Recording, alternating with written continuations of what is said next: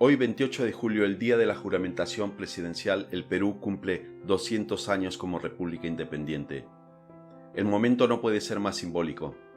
Un profesor, rondero, agricultor y ex líder sindical que representa al Perú profundo y más olvidado, asumirá el mando. Su éxito como gobernante será el éxito del país entero. Los días de hermetismo y poca claridad sobre los lineamientos de su gobierno culminan hoy. Pedro Castillo Terrones, después de la juramentación ante el Congreso como presidente de la República para los próximos 5 años, brindará su primer mensaje a la nación. Y señores, la polémica estará servida. Diga lo que diga, será polémico. Bien porque contentará a la ladura de Perú Libre o porque se desmarcará de Cerrón. Lo cierto es que lo más probable es que intente contentar a todos, lo cual también creará polémica. Si bien no se conocen detalles aún, el propio mandatario electo ya adelantó que planteará la Asamblea Constituyente. Esa propuesta imprescindible para los peruanos que llevan años reclamando nuevas políticas de Estado que les permita tener acceso a servicios básicos. Provoca pánico en los sectores de clase media y alta, que ven en el discurso del maestro rural una amenaza directa al modelo neoliberal vigente. Para ese grupo, la posible instalación en el Perú de un proyecto socialista émulo de los modelos venezolanos o cubanos representa la más tormentosa pesadilla. Es lo que hay, señores. Hoy, como no podría ser de otra forma, analizamos lo que va a suponer el discurso de Pedro Castillo en la tensa situación política a la que ya estamos acostumbrados los peruanos. Acompáñame. No digas nada, solo ven y abrázate un poquito el corazón. Todos necesitamos sentirnos llenos. A inicios de mes, Castillo expresó: el 28 de julio, iniciando el mensaje a la nación, vamos a ponerle frente al Congreso el primer pedido del pueblo, que agende inmediatamente la instalación de la Asamblea Nacional Constituyente para hacer con el pueblo la primera constitución del pueblo. Si, como él dice, tiene palabra de maestro, esto será parte de su mensaje. La cuestión está en los matices. Ya el domingo pasado, en el Congreso de Perú Libre, aclaró o dio más información al respecto de sus palabras, y dijo textualmente: vamos a ser respetuosos de los poderes del Estado, de esta Constitución, hasta que el pueblo se manifieste, hasta que el pueblo diga qué es lo que tenemos que hacer. Las reformas constitucionales o la Asamblea Nacional Constituyente las dejaremos en manos del pueblo. Las dejaremos en manos no solamente del Parlamento, sino que el pueblo se manifieste. Si no quiere que se cambie, no se cambiará. Si se cambia, se cambiará. Posteriormente, Vladimir Cerrón, secretario general de Perú Libre, aseveró que si el gobierno se desvía, es el partido el que tiene que rectificar la vía. Está claro que el secretario general de Perú Libre ha querido una y otra vez marcar la cancha para dejar claro quién es quién en Perú Libre. Hace unas noches promovió una marcha para exigirle a Castillo que designe a Roger Nájar como primer ministro. Sus más recientes tuits, directo a hacer obvias sus críticas a Pedro Franque, aliado estratégico del partido del Lápiz, no son las únicas intervenciones del dirigente de Junín en ese sentido. No necesitamos ser lumbreras para saber que los roces que están teniendo Pedro Castillo y Vladimir Cerrón es una lucha clara por el poder.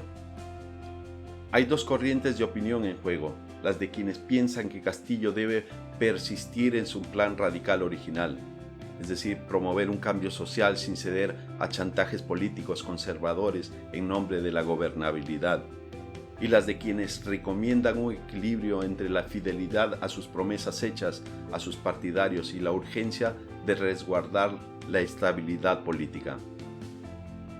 Parte de ese resguardo implica no solo cumplir el juramento democrático de no permanecer en el poder más allá del 2026, sino marginar de su entorno, es decir, del fundador del Perú Libre, Vladimir Cerrón. El mensaje de hoy será el primer discurso donde podamos medir el temple y liderazgo que va a marcar su gobierno. La sesión solemne de asunción al cargo en el Parlamento ha sido convocado para las 9 de la mañana y el discurso presidencial comenzaría posiblemente a las 12 del mediodía. Y es aquí en el Congreso, en el hemiciclo, donde se librarán las mayores batallas del enfrentamiento entre el Ejecutivo y el Legislativo. y curiosamente puede ser que entre sus detractores se encuentren los propios congresistas de Perú Libre en su ala más dura, que a su vez, a raíz de la funesta negociación por presidir la mesa directiva del Congreso, hay argumentos suficientes para sostener que no es casual esta derrota. Es más, hay quien dice que se ha trabajado consistentemente para perder esta elección, con la incapacidad de negociación para ampliar la base política de esa lista. El resultado ha sido la derrota y además la incertidumbre para los próximos 12 meses, en los que el oficialismo tendrá que hilar muy fino, tanto en el Ejecutivo como en el Legislativo, para que cualquier iniciativa que se lance logre ser aceptada por las organizaciones políticas que están representadas en el Congreso. Todo será más complicado, la negociación, la aprobación, el acuerdo. Si bien es cierto decir que se nos viene un periodo cuesta arriba es una obviedad para un Ejecutivo que ya de por sí es sumamente débil y hay un bloque legislativo que ha perdido la oportunidad de hacer valer su mayoría y que además corre el riesgo de dividirse, producto de la desconfianza ideológica que parece embargarlos. Pero es lo que hay, amigos. Con su primer mensaje a la nación como parte de la toma de mando, el flamante presidente de la República marcará un derrotero de gestión, al menos en el corto plazo. Y aparte del monotema de la convocatoria de una asamblea constituyente a fin de tener una nueva constitución, hay distintos niveles de expectativa respecto a los ejes temáticos del mensaje. Y tenemos que estar atentos a cómo aborda la estabilidad democrática, la gobernabilidad, la salud y la lucha contra la pandemia del coronavirus, la reactivación económica, la lucha contra la corrupción y una reforma tributaria que permita disponer de los fondos de financiamiento para todas estas políticas de Estado. Lo cierto es que lo que él ha prometido tiene una valla tan alta que más de uno le va a terminar pidiendo cuentas. Como presidente, Castillo tendrá la enorme oportunidad de conducir un cambio responsable, pero debe reconocer la precaria legitimidad con que inicia su gestión y la urgencia de reconciliar a una sociedad que se encuentra dividida y desintegrada, después de una campaña agotadora que normalizó prejuicios racistas y discursos agresivos y de miedo. Solo si el presidente Pedro Castillo asume el desafío de gobernar para todos, incluido por supuesto para el 49,8% que no apostó por él en la segunda vuelta, y claro, sin defraudar al 50,2%, logrará escribir con ese lápiz, su símbolo de maestro, una página importante en la historia del Perú. De lo contrario, su ciclo presidencial, como ha ocurrido ya con sus antecesores, podría verse tempranamente interrumpido. La política es, entre otras cosas, el arte de evitar despeñaderos, y para evitarlo hay algo esencial que todas las partes deberían de interiorizar.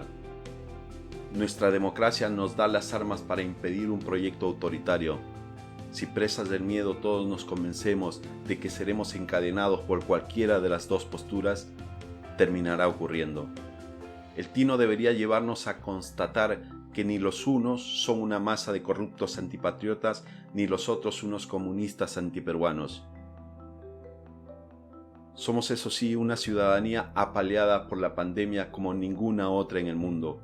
Un país marcado por deudas y deudos.